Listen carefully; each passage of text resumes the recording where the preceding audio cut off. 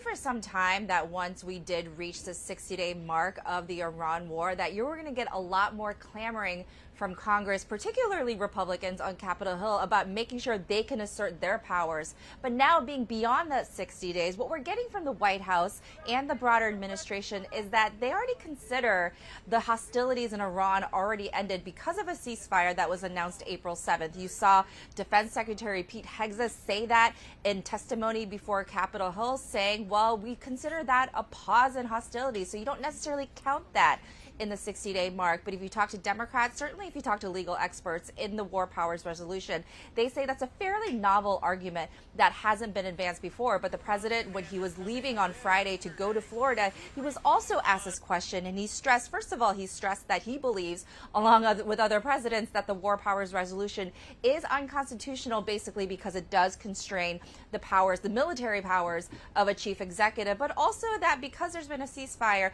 there's been some time. So we're not going to see immediate action from Capitol Hill because lawmakers are in a recess. They will convene later in May, and it's a question of what we start to see once Congress convenes, because like we've said, you can push votes, particularly in the Senate, on approving the war in Iran. You've seen Democrats do this multiple times, but now that these hostilities have been going on, despite the administration's interpretation since February 28th, there is going to be a point where at least some Republicans are going to get skeptical and really want to assert their congressional powers in a state of war.